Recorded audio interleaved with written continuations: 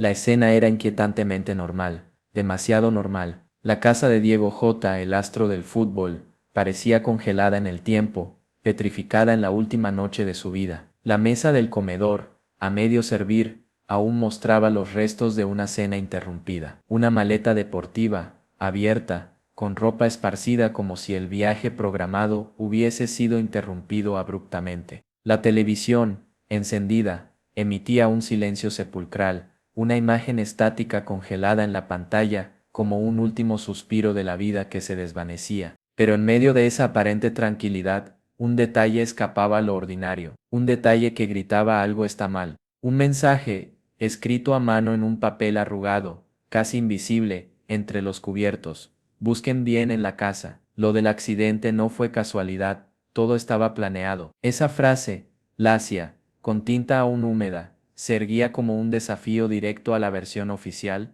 un accidente de tráfico fulminante, una muerte accidental y trágica. Los agentes, guiados por esa enigmática advertencia, comenzaron a revisar la casa con meticulosidad. Cada rincón, cada mueble, cada objeto se convirtió en un sospechoso. Los armarios, vacíos excepto por algunas prendas sueltas, parecía que alguien había buscado algo urgentemente. La sensación de una búsqueda apresurada, pero no del todo exitosa. Y entonces, el hallazgo que heló la sangre de todos. Detrás de un armario abarrotado de trofeos y medallas, un mueble aparentemente impenetrable, se escondía una puerta disimulada, invisible a simple vista, una habitación secreta. Ni la esposa, ni la familia, ni los amigos más cercanos del futbolista habían sospechado de su existencia. Era un búnker, un espacio personal y oculto, 4 paredes frías y austeras, iluminadas por una sola bombilla desnuda. Una atmósfera claustrofóbica y misteriosa, parecía el escondrijo perfecto para los secretos más oscuros. Dentro, un polvoriento estante exhibía carpetas llenas de recortes de prensa, extractos bancarios, cartas escritas a puño y letra por el propio Diego, documentos que no se habían presentado a las autoridades y que ahora parecían revelar un complot siniestro, pagos extraños, cláusulas ocultas en contratos, reuniones secretas con directivos del club. Cada hoja era una pieza más de un rompecabezas macabro que apuntaba hacia una única y aterradora conclusión. Diego sabía que lo iban a callar, que le habían tendido una trampa mortal. En el centro de la mesa, abierto como una acusación, un cuaderno negro. La primera página, escrita con tinta corrida, decía: si encuentras esto, es porque ya no estoy aquí. Todo estaba planeado, no confíes en nadie. El cuaderno era un diario de pesadilla.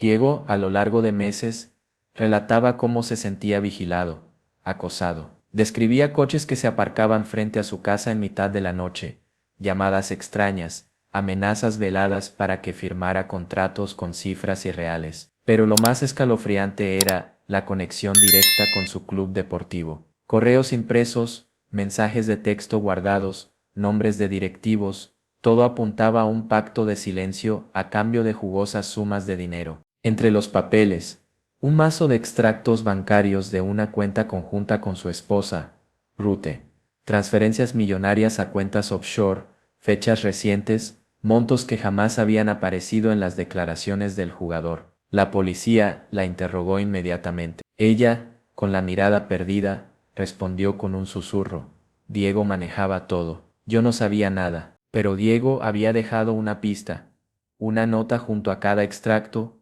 Ruth también sabe. Si algo pasa, revise todo. La esposa del futbolista, cómplice o víctima, la duda como una sombra, se cernía sobre la investigación. Imagina una casa aparentemente normal, la morada de un ídolo deportivo, donde la tragedia se esconde tras una fachada de tranquilidad. Un lugar donde los muebles parecen susurrar secretos, donde la televisión muda guarda un silencio cómplice. Pero en las sombras, detrás de la apariencia cotidiana, se oculta algo extraordinario, una habitación secreta, un espacio desconocido para todos, excepto para su dueño, Diego J. La policía había revisado la casa de Diego con cuidado, buscando respuestas al enigma de su muerte. Cada rincón inspeccionado minuciosamente. Armarios abiertos, cajones revueltos, la búsqueda exhaustiva de cualquier indicio, pero nada parecía fuera de lugar, excepto un armario en la oficina. Un simple armario, repleto de trofeos, medallas, recuerdos de una exitosa carrera futbolística. Uno de los agentes, con una intuición casi sobrenatural, decide tocar un trofeo, se mueve con facilidad, sin ningún tipo de resistencia, se desplaza ligeramente, la puerta falsa se descubre. Tras la apariencia de un mueble sólido e impenetrable, se abre una pequeña puerta, discretamente camuflada. Un pasillo oscuro, estrecho, se abre ante ellos. La atmósfera se vuelve espesa, cargada de misterio. El descubrimiento de esa puerta provoca un silencio expectante. Los agentes, con el corazón latiendo con fuerza en el pecho, se adentran tímidamente en el pasillo. Al final, una puerta conduce a una pequeña habitación, exenta de ventanas, y tan solo iluminada por una única bombilla desnuda. Una sensación de opresión, de ocultamiento, envuelve el ambiente. Es una habitación fría, hueca y claustrofóbica, un búnker. En el interior, un escenario revelador, un polvoriento estante repleto de carpetas, repletas de documentos, recortes de prensa, extractos bancarios, cartas. Parece un santuario de secretos, un lugar donde Diego guardaba sus temores, sus sospechas, sus pruebas. Cada documento, un eslabón en una cadena de eventos siniestros. Los agentes comienzan a examinar el material con asombro y creciente preocupación. La habitación respira secretos, susurrando una historia de traición y muerte. Sobre una mesa destartalada, un cuaderno negro, abierto a una página con una frase escrita con tinta corrida. Es un diario íntimo, un grito desesperado silenciado, un relato de amenazas, presiones, vigilancia, un testimonio de la paranoia que invadió los últimos meses de la vida de Diego, un relato escalofriante que revela una verdad inquietante, una verdad que nadie, ni siquiera su familia, parecía conocer. Esa habitación secreta, un espacio oculto del mundo, se convierte en el epicentro de la investigación. De repente la muerte de Diego J. deja de ser un simple accidente para transformarse en un complejo puzzle criminal, donde cada pieza encontrada en ese lugar oscuro e íntimo desvela una nueva y aterradora verdad. Un cuaderno negro, encontrado en la habitación secreta de Diego J., se convierte en el testigo silencioso de una conspiración. Sus páginas, escritas a mano, revelan una historia de miedo, paranoia y una lucha desesperada contra una poderosa red de corrupción. La tinta, en algunos trazos, se difumina, como si las propias manos de Diego hubiesen temblado mientras escribía sus últimas confesiones. Las palabras, escritas con una caligrafía entre nerviosa y desesperada, describen una realidad que contrasta con la imagen pública del futbolista. Un hombre acosado, vigilado, amenazado. En sus páginas, Diego relata la presión constante que sentía por parte de directivos de su club. Describe reuniones secretas, contratos con cláusulas ocultas y pagos irregulares. Habla de sumas de dinero que nunca declaró Hacienda, bonificaciones inexplicables que parecían sobornos disfrazados. El cuaderno detalla el acoso constante, coches sin matrícula que se estacionaban frente a su casa en plena madrugada, llamadas anónimas, mensajes amenazantes. Diego describe con precisión los vehículos, las horas, los detalles que apuntan a un seguimiento implacable. Su miedo se manifiesta en cada palabra escrita. Pero lo más desgarrador es la revelación de su plan de fuga. Diego planeaba dejar el país, alejarse de todo y de todos. Un nuevo contrato con un club internacional, un escape de la red de corrupción que lo asfixiaba, un intento de huir de su propia condena a muerte. Pero el destino le jugó una mala pasada. En medio de sus confidencias, Diego escribe una frase que resulta escalofriantemente premonitoria. Si me niego me quitan todo, si hablo me callan. Es una declaración de impotencia, una súplica silenciosa ante la inminente amenaza, una sentencia de muerte escrita con sus propias manos. El cuaderno negro no es solo una confesión, es un testamento, una última llamada de auxilio que Diego deja para el mundo, una prueba contundente de las circunstancias que rodearon su muerte, un testimonio conmovedor, desesperado y aterrador, que revela una verdad que muchos quisieron ocultar. Millones, Esa era la cifra que resonaba en la mente de los detectives, una cifra que se repetía en los extractos bancarios encontrados en la habitación secreta de Diego J. Transferencias millonarias, movimientos de dinero sospechosos, un flujo de capital que no coincidía con las declaraciones oficiales del jugador, el rastro del dinero, una pista crucial en la investigación. La cuenta bancaria conjunta de Diego y su esposa Rute era un laberinto financiero. Transferencias a cuentas en paraísos fiscales, movimientos recientes, cantidades que nunca habían sido declaradas, un sistema complejo de lavado de dinero, cuidadosamente diseñado para ocultar la verdad. Cada transferencia, minuciosamente investigada, revelaba una conexión con momentos clave en la carrera de Diego. Cambios de equipo, lesiones sospechosas, partidos cruciales, donde según algunos recortes periodísticos, Diego podría haber fingido una lesión para no jugar, un patrón siniestro, un entramado de acciones premeditadas, junto a los extractos, notas escritas a mano por el mismo Diego, comentarios lacónicos que acompañan cada transferencia, apuntes que parecen descifrar un código secreto, pago por callar, acuerdo con les di, para qué, palabras fragmentarias que dejan entrever un pacto de silencio, una red de complicidades y amenazas. Las transferencias no solo vinculaban a Diego con su club, también revelaban una inquietante conexión con personas cercanas a Rute, su esposa, transferencias a cuentas a nombre de familiares directos, movimientos financieros que despertaban las más fuertes sospechas. ¿Era Rute una cómplice, una víctima, o simplemente una pieza clave en el engranaje de la corrupción? La evidencia financiera,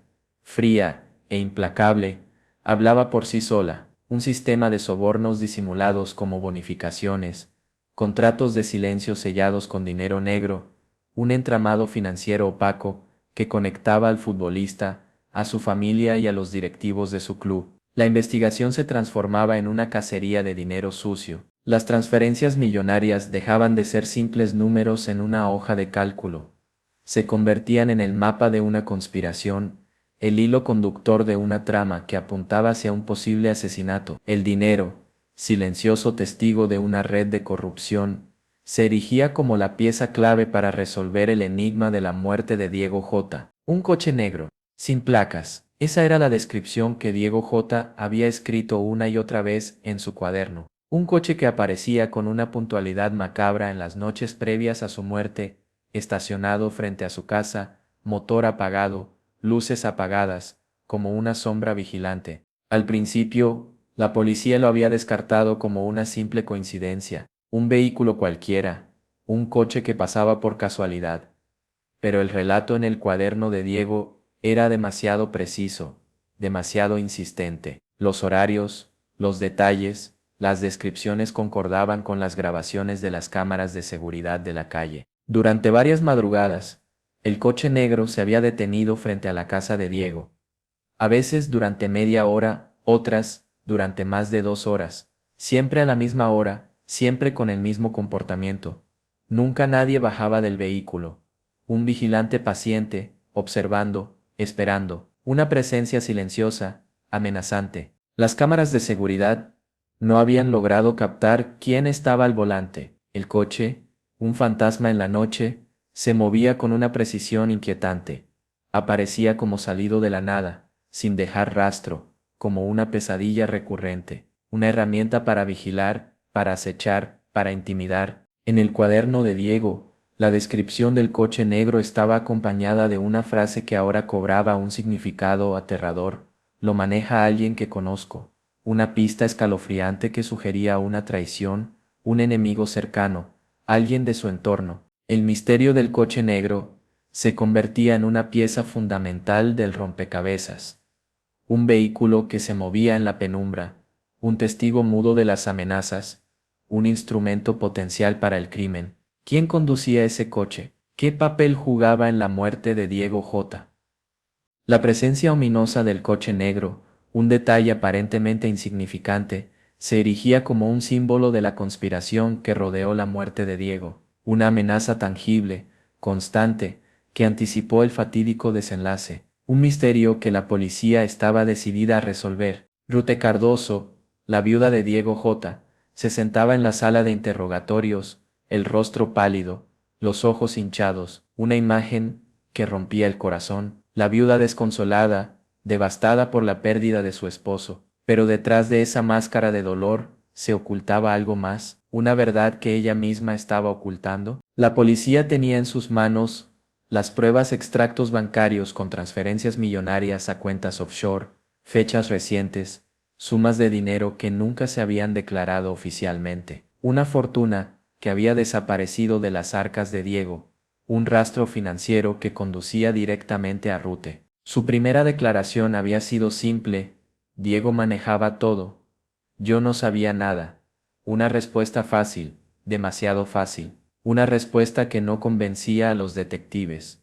En la habitación secreta, junto a los extractos bancarios, notas escritas por Diego: Rute también sabe. Si algo pasa, revise todo. La policía empezó a reconstruir la vida de la pareja en los días previos al accidente. Testigos aseguraban haber visto a Rute llorando en su coche, escuchado discusiones entre la pareja. Diego desaparecía por horas, sin dar explicaciones, señales de una relación fracturada, llena de secretos y tensiones ocultas. La presión sobre Rute aumentaba con cada interrogatorio. Los detectives le mostraron las pruebas, las transferencias, las notas de Diego, el cuaderno negro donde él mismo la nombraba como conocedora de sus secretos.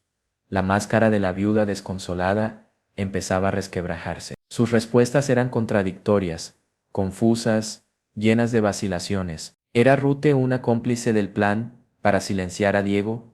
¿Una pieza clave en la conspiración, manipulada por fuerzas más poderosas? ¿O una víctima, engañada, atrapada en una red de mentiras y amenazas? La duda permanecía en el aire, una sombra inquietante sobre la figura de la viuda. La investigación de la esposa de Diego se convertía en una carrera contra el tiempo, una batalla entre la verdad y la mentira, entre la justicia y la impunidad. La figura de Rute, envuelta en un halo de misterio, se erguía como una de las piezas más importantes para resolver el enigma de la muerte de Diego J. El club.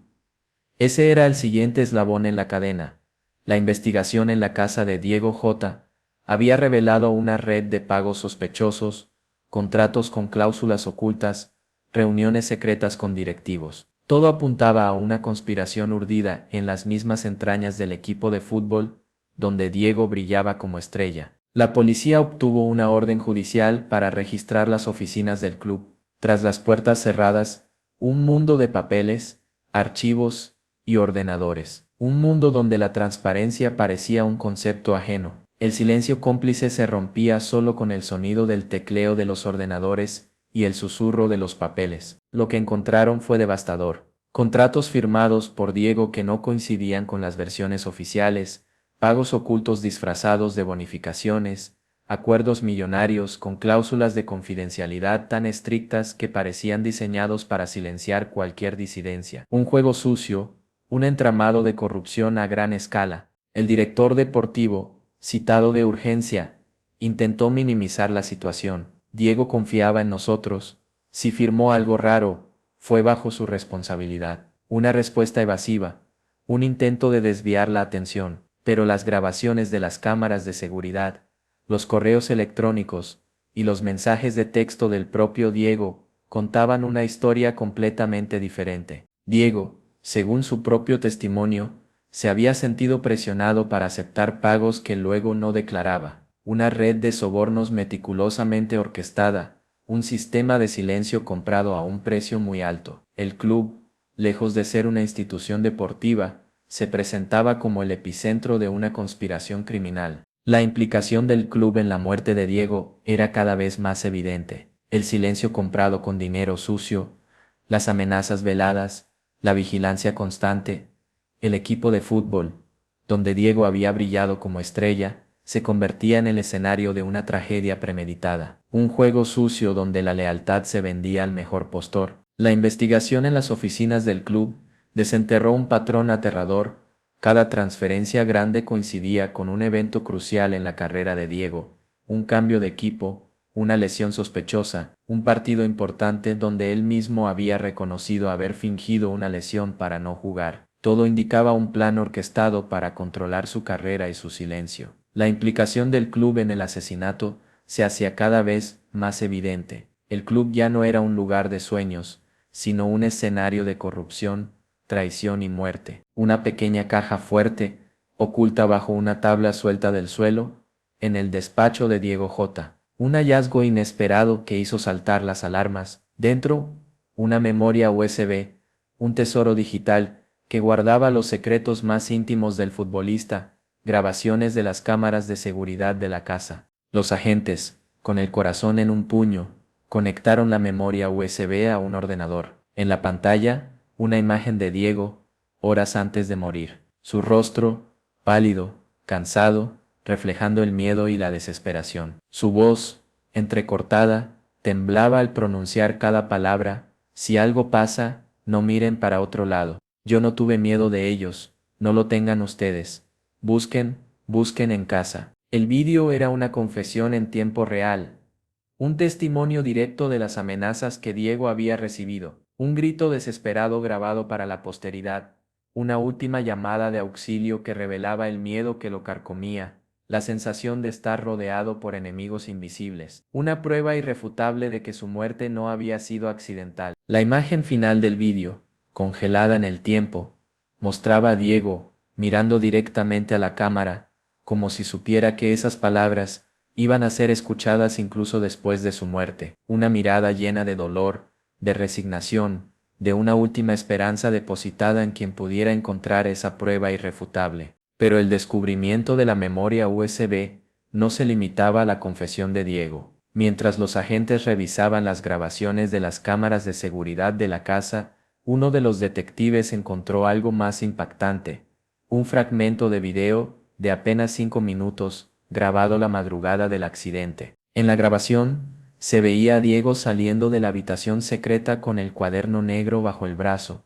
Apaga la luz y se dirige al pasillo. Detrás, una silueta apenas visible, una figura encapuchada, se movía sigilosamente. No era Rute, ni nadie conocido. Alguien más, alguien que conocía la casa, alguien que se movía en las sombras. Este vídeo inesperado, una prueba contundente que conectaba la habitación secreta con los eventos de la noche del accidente, proporcionaba una nueva perspectiva sobre la muerte de Diego J. La aparición de la figura encapuchada abría un nuevo capítulo en la investigación, apuntando hacia una conspiración aún más compleja y aterradora. La conspiración empezaba a tomar forma. Ya no se trataba de hechos aislados, sino de una red de conexiones que enlazaba a la esposa de Diego, al club deportivo y al misterioso coche negro. Un entramado de mentiras, silencios y dinero sucio que ocultaba una verdad mucho más oscura. La evidencia financiera, analizada minuciosamente, mostraba un patrón inquietante. Cada transferencia millonaria a cuentas offshore coincidía con un momento crucial en la carrera de Diego: un cambio de equipo, una lesión sospechosa, un partido clave donde supuestamente estaba lesionado, un plan orquestado, meticulosamente planeado. El vídeo grabado por Diego, encontrado en la caja fuerte, aportaba una nueva perspectiva. La imagen de la figura encapuchada en el pasillo, poco antes del accidente, abría un nuevo frente en la investigación. Era alguien que conocía la casa, alguien que entraba y salía sin forzar puertas, un cómplice, alguien que conocía todos los secretos de Diego. La declaración de Rute, la esposa de Diego, se tambaleaba bajo el peso de las pruebas, sus respuestas contradictorias, sus silencios, sus lágrimas. ¿Era una víctima manipulada, una cómplice involuntaria, o una pieza clave en la conspiración? La verdad permanecía oculta, envuelta en una cortina de dudas. La investigación se centraba ahora en el primo de Rute, Alex Cardoso, un abogado que trabajaba para el club. Las transferencias a cuentas offshore aparecían vinculadas a él. Su nombre, hasta ese momento desconocido para la policía, se convertía en una pieza clave del rompecabezas. Un simple testaferro, un cómplice activo en la trama. La conexión entre todos los implicados, la esposa, el club, el primo abogado, el coche negro, empezaba a ser cada vez más clara. Un entramado de silencios, amenazas, dinero sucio y lealtades rotas. Una conspiración que se extendía más allá de la muerte de Diego, revelando un oscuro mundo de corrupción y crímenes. La conspiración se desplegaba ante los ojos de la policía, revelando un plan macabro, cuidadosamente orquestado para silenciar a Diego J. un plan que implicaba a personas de su círculo más íntimo y a los mismos directivos del club. La verdad, como un puñal, empezaba a abrirse paso. La casa de Diego J., una vez escenario de una vida aparentemente perfecta, se había convertido en un campo de batalla, un escenario del crimen donde cada objeto, cada papel, cada grabación, gritaba la verdad sobre su muerte. La policía, con las piezas del rompecabezas finalmente encajadas, estaba lista para cerrar el caso, para hacer justicia. La autopsia, revisada exhaustivamente, aportó una nueva prueba contundente, una pequeña astilla de pintura negra incrustada en la puerta del coche de Diego. No era la pintura de su vehículo, era la pintura de otro coche, más grande, posiblemente una camioneta, una prueba que confirmaba las sospechas. Diego no había perdido el control del volante, alguien lo había sacado de la carretera. Con esa nueva prueba, la policía reconstruyó la secuencia de los hechos. Diego salió de la habitación secreta esa noche, revisó su cuaderno negro, tomó algo en una mochila, quizás pruebas que planeaba entregar, y subió a su coche. Una cámara de seguridad cercana captó por unos segundos una camioneta oscura que lo seguía a distancia. Las grabaciones de tráfico mostraban la trayectoria del coche de Diego, segundos antes del choque. Una maniobra extraña, un empujón, un vehículo oscuro que lo obligaba a salirse de la vía. El accidente, lejos de ser un incidente fortuito, se revelaba como un asesinato premeditado, la pieza final del rompecabezas. La fiscalía ordenó la detención de Alex Cardoso, el primo de Rute, quien, al verse acorralado, confesó su participación en el plan. Rute, presionada por las pruebas irrefutables, también admitió su complicidad. No había sido una simple viuda desconsolada, había sido una pieza clave en la conspiración, aunque forzada a participar bajo amenaza. Varios directivos del club deportivo fueron acusados de corrupción, sobornos y encubrimiento. El club, una vez símbolo de admiración, caía en desgracia, envuelto en un escándalo que mancharía su historia para siempre. La justicia, lenta pero inexorable, empezaba a actuar. La verdad sobre la muerte de Diego J. salió a la luz. No había sido un accidente, había sido un asesinato. Un asesinato premeditado, una conspiración urdida por dinero, ambición y silencio.